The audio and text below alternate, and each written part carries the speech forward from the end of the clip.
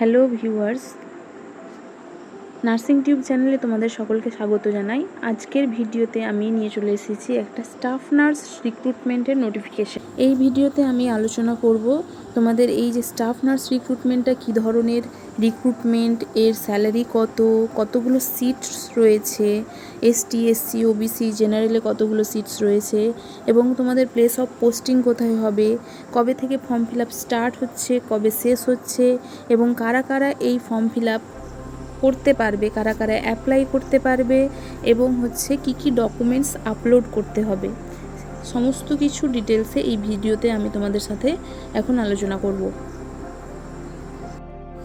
তাহলে এই যে এই রিক্রুটমেন্ট নোটিফিকেশন সেটা পাবলিশড হয়েছে 18/7/2024 তারিখে।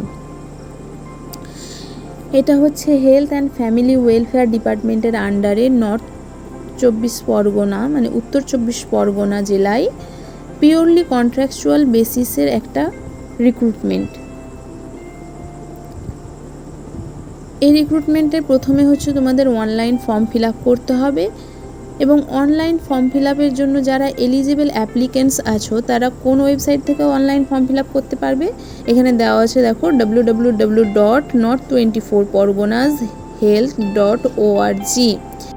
এই রিক্রুটমেন্ট নোটিফিকেশনের যে ডিটেলস রয়েছে সেই ডিটেলসটা তোমরা এছাড়াও আরও 3টে ওয়েবসাইট থেকে পেয়ে যাবে। এই ওয়েবসাইটগুলো হচ্ছে www.wbhealth.gov.in, নেক্সট হচ্ছে www.north24porganashealth.org, and the last www.north24porganas.gov.in।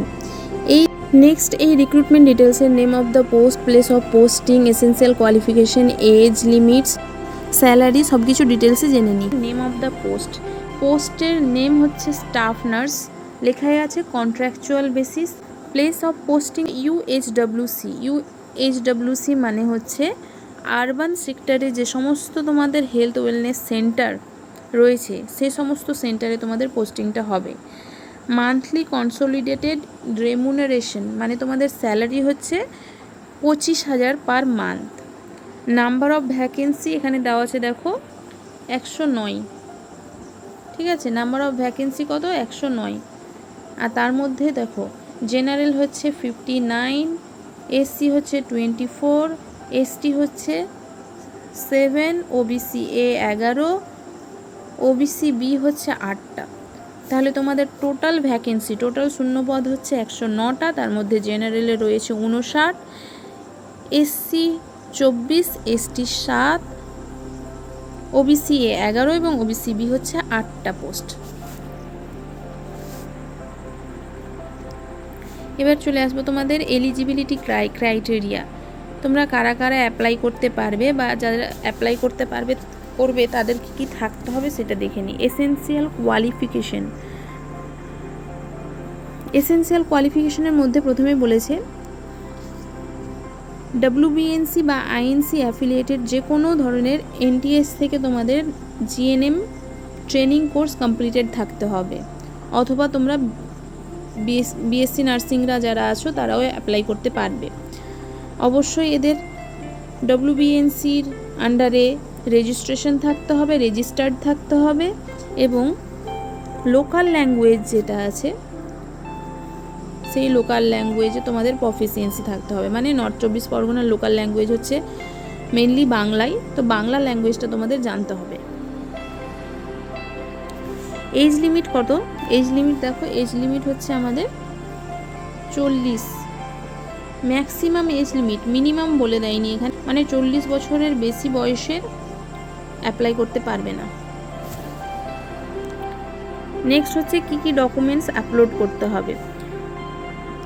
Documents প্রথমত হচ্ছে তোমাদের সার্টিফিকেট অফ জিএনএম আর বিএসসি নার্সিং কোর্স, এবং আরও সমস্ত ডকুমেন্টস এরপরে নিচের পোর্শনে দেওয়া আছে, সেটাও আলোচনা করব পরবর্তীতে। এর প্রসেস অফ সিলেকশন, তোমাদের সিলেকশন ক্রাইটেরিয়াটা কীভাবে হবে, এডুকেশনাল কোয়ালিফিকেশনের উপরে। মানে তোমরা হচ্ছে যে কোয়ালিফাইং এক্সামিনেশনে যত পার্সেন্টেজ মার্কস পেয়েছো তার উপর, মানে মার্কসের বেসিসে তোমাদের সিলেকশনটা হবে, এটাই পিওরলি বলে দিয়েছে। এরপরে দেখো কি কি বলা আছে। এটা প্রথমেই বলে দিয়েছিল অনলাইন অ্যাপ্লিকেশন। অনলাইন অ্যাপ্লিকেশনে যদি তোমাদের কোথাও ভুল ভ্রান্তি থাকে তাহলে সেই অ্যাপ্লিকেশনটা মানে অ্যাকসেপ্টেড হবে না, ক্যান্সেল হয়ে যাওয়ার চান্স আছে। ওই জন্য তোমরা যখন অনলাইন অ্যাপ্লিকেশনটা করবে অত্যন্ত সতর্কতার সাহায্যে অ্যাপ্লিকেশনটা করবে। অ্যাপ্লিকেশন অ্যাপ্লাই করার সময় তোমাদের সিগনেচার আর ফটোগ্রাফ লাগবে। সিগনেচার এবং ফটোগ্রাফটা যে তোমরা আপলোড করবে সেখানে যদি কোনো ধরনের ভুল ভ্রান্তি হয় সেটাও ক্যান্সেল হয়ে যাওয়ার চান্স রয়েছে। এবং তোমাদের যে এসেনশিয়াল কোয়ালিফিকেশানগুলো কী কী ছিল এখানে দেওয়া আছে, কিভাবে আপলোড করবে সেটাও লেখা আছে। দেখো তো মানে সমস্ত ডকুমেন্ট একটাই ফাইল, সেটা পিডিএফ আকারে করে তারপরে সেই পিডিএফটা আপলোড করতে হবে। তাহলে পোস্ট ওয়াইজ কী কী ডকুমেন্টস লাগবে সেটাও লেখা আছে। প্রথমত হচ্ছে কি age proof certificate like admit card, school leaving certificate, যে কোনো একটা থাকলেই হবে। Issued by West Bengal board of secondary education or similar board, মানে WBBSE অর সিমিলার বোর্ড, যে কোনো বোর্ড থেকে ইস্যু করা স্কুল লিভিং সার্টিফিকেট হলেও চলবে বা অ্যাডমিট কার্ড হলেও চলবে। এটা তোমার এজ প্রুফ সার্টিফিকেট। নেক্সট হচ্ছে কেউ যদি ক্যাটাগরি মানে কারো যদি কাস্ট সার্টিফিকেট থাকে, কেউ যদি ক্যাটাগরি থেকে অ্যাপ্লাই করতে চাও তাহলে তাদের হচ্ছে সেই কাস্ট সার্টিফিকেটটা আপলোড করতে হবে। অবশ্যই সেই কাস্ট যদি কেউ ওবিসির ক্যান্ডিডেট হয়ে থাকো সেক্ষেত্রে তোমাদের যে ক্যাটাগরি মানে ওবিসি এ না বি সেটা অবশ্যই ওই সার্টিফিকেটে মেনশন থাকতে হবে, না হলে সেটা তোমাদের অ্যাকসেপ্টেড হবে না, তোমাকে আনরিজার্ভ ক্যান্ডিডেট হিসাবেই বিবেচনা করবে। এটা হলো তোমার কাস্ট সার্টিফিকেট। নেক্সট আসছে proof of address proof certificate হিসাবে কী কী তোমার থাকবে? অ্যাড্রেস প্রুফ ডকুমেন্টস হিসাবে পাসপোর্ট হতে পারে, ভোটার আইডি হতে পারে, আধার কার্ডও দিতে পারো, ড্রাইভিং লাইসেন্সও দিতে পারো, যে কোনো একটা থাকলেই হবে। ফটো প্রুফ আইডেন্টিটি কার্ড, একটা ফটো প্রুফ আইডেন্টিটি কার্ডও লাগবে। সেটা তোমাদের কী কী দিলে হবে? দেখো পাসপোর্ট, ভোটার আইডি, আধার কার্ড আর প্যান কার্ড, যে কোনো একটা দিলেই হবে। আর যদি তোমাদের কোনো এক্সপিরিয়েন্স সার্টিফিকেট থাকে তাহলে সেটাও তোমরা আপলোড করতে পারো। তাহলে এই জিনিসগুলো পিডিএফ ফর্মে একটা মানে সমস্ত ডকুমেন্টসগুলো একটা ফাইল বানিয়ে পিডিএফ আকারে সেটা আপলোড করতে হবে। তারপরে দেখো লেখা আছে hard copy print copy of the online application form should be kept by all applicants for the documents verification purpose. মানে ফর্ম ফিল আপ করার পরে যেহেতু তোমাদের হার্ড কপি মানে প্রিন্ট কপিটা রয়েছে বা হার্ড কপিটা, সেটা তোমরা এক কপি নিজেদের কাছে রেখে দেবে। পরবর্তীকালে যদি ডকুমেন্ট ভেরিফিকেশন হয় তখন সেই কপিটা তোমাদের লাগবে।